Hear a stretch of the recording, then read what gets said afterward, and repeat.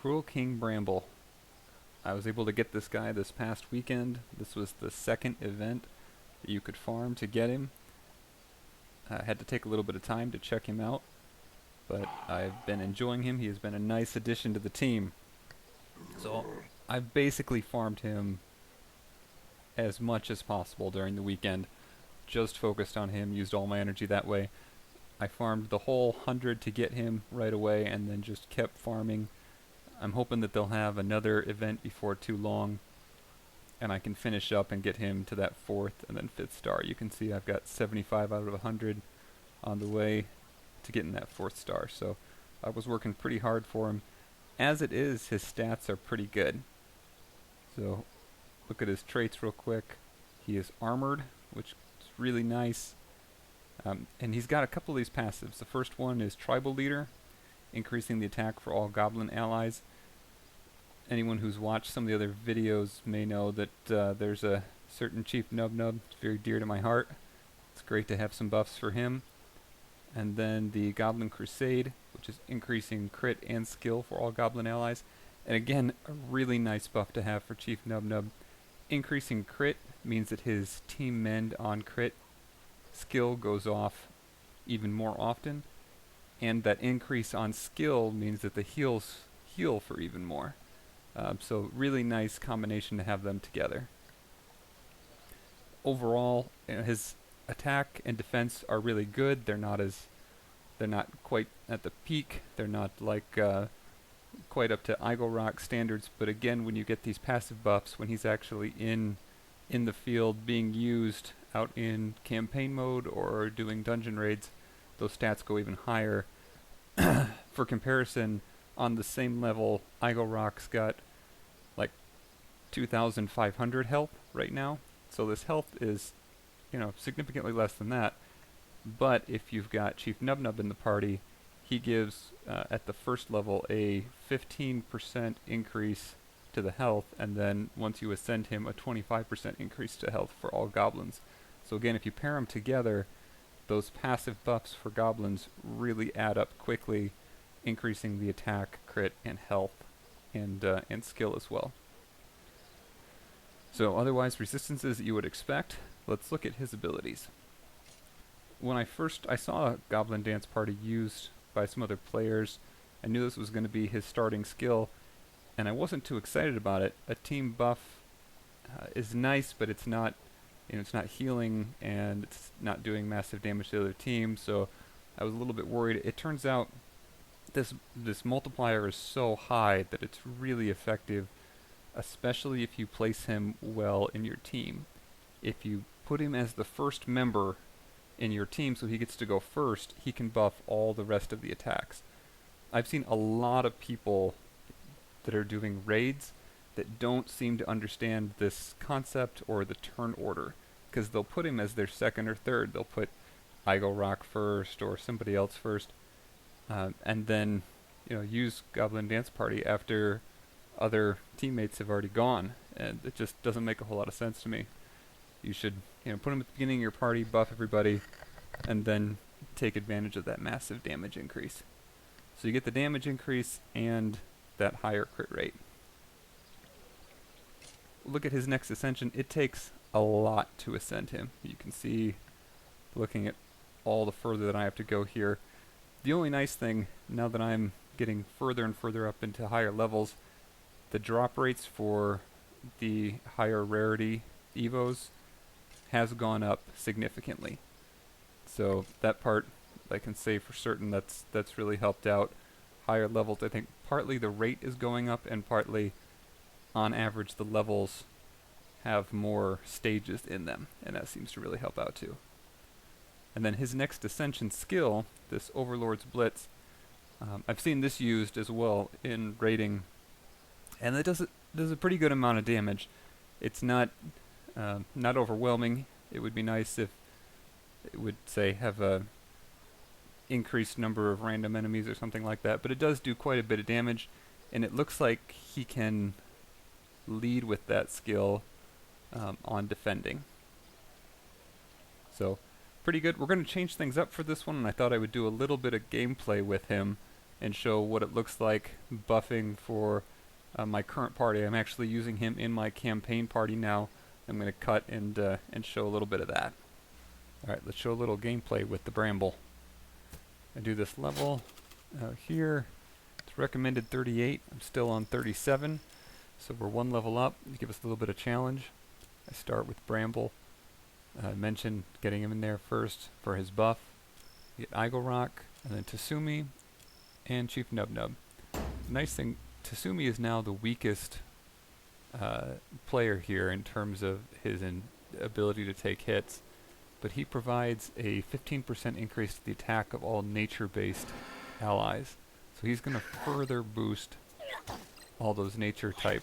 Right, so right now we're attacking these guys. They're armored, so that's taking our attack down. We don't have any elemental benefit. Igorok's actually has a detriment to him, but he's just so beefy that he can take tons of hits anyway. I like to keep him on. Here, after I used the skills, I ended up just auto-attacking. That's the nice thing for this party. They're so tough, and the health is so high for most of the team that they can really take a lot of damage. And then if you couple that with Chief Nubnub's heals, that can basically full heal the team in a single turn, that makes them very powerful. So here, again, mostly just wearing these guys down. They don't do too much damage. It is a fairly high damage enemy that we're going against, so I do try to clear these out as quickly as I can. Taking a few hits, but even with the elemental difference, Igorok barely takes any damage. And just finishing these guys off. We don't usually have too much risk here. And if you're going through campaign, that's really a nice way to do it. Just have a team that takes a little bit longer, but doesn't have too much risk of dying. I almost never, in regular campaign, I think I've only used revive potions like once. And I was going well above the level of my team. Here they're just going to taunt and, like I said, high defense, armored enemies I'm going against here. But we had the buff on, and I used that soul shred for Tsumi, and just about took them all out, even with the same element. Alright, finish this up, and we go to the boss fight.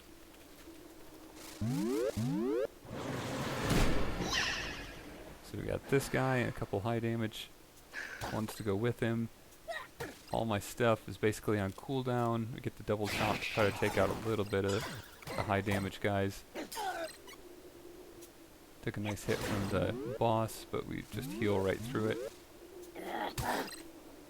Again, just not too much danger of any of the guys going down. And that's really what we want. So now we're down to 1. And we can freeze him. So he did take Tasumi, like I said, he's got the lowest defense and health out of the group. But now he'd have a crazy high attack. Unfortunately, that guy's armored high defense, so there's not a whole lot of doing a ton of damage to him. But you can still just do consistent damage without too much threat. There he had the elemental benefit. We still got over half the health there for Igorok. We do the double buff, which can really help out increasing those attacks. And now we're getting attacks that are significantly higher, taking big chunks out. Get a crit there. We've got crit buffs as well. And just really wearing this guy down. So not too much threat, just working through, and that's just one level ahead. But never too much concern for the team. Makes that a nice ×2 hero token on this one. You see that coming through. That was kind of a lame showing, so I wanted to go with one more. Just go on to the next one here. And especially nice because now we've got the elemental bonus. Still a level up from our level 37 team. I do recommend whatever team you're going to do campaigning with, try to keep them at your level cap. just so you've got the best shot going forward. There's no real need to push campaign too much faster than you can normally progress. A lot of your experience, what really drives the game is the lack of the level cap, generally. And so, in order to break that level cap, you've got to increase the experience for your whole team. The best way to do that is with daily quests. So they've really kind of slowed the game down and made you rely on those daily quests. So here, now we're just crushing them. We've got his Bramble's buff on the team, and we're just one-hitting all the characters. We did take a pretty good hit there for Chief Nub Nub, but then we can heal through it right afterwards. And we're doing it so quickly that they're moving right through this level. Now that buff wore off, so now it's actually taking 2 hits. But still, again, when they, we don't have a whole lot of risk of actually having a player taken out. Even with critical hits, we're still able to go through that and then heal the team. Now, if we come to like an all-fire group, an all-fire campaign map, we got to change the party up a little bit. That would be harder. I did one that was when I hadn't done campaign for a day or two, and it was a level below, and I didn't have any trouble with that. But I think if I was trying to keep going with a level 2 or 3 or so higher than my team, an all-fire team would really, or all-fire campaign map would make it a lot harder. So this guy looked really tough. He didn't have any other enemies with him, so I assumed he'd have some massive damage. But he's doing like nothing to our team. And then Galore, I mentioned before, he's so useful with that crit, freezing, especially even bosses. I'm surprised how often you can freeze bosses. But you start off freezing him with that skill, and then boost the crit for Galore, and he ends up, freezing the boss usually another time before the boss dies. And that's just a whole free turn for your party, so works really well. Hopefully this gives a little bit of insight into how Bramble works in campaign mode. He also does amazingly well in dungeon raiding, especially on the offensive side. I've incorporated him in a regular rotation into my offensive side for dungeon raiding. And in this last tournament set, I've won 21 out of 21 every single battle on the offensive side. I hope to have a video out on that very shortly. So stay tuned. As always, let me know what you think, and give me any requests for videos, anything you want to see, or any questions you have about the game. And thanks for watching.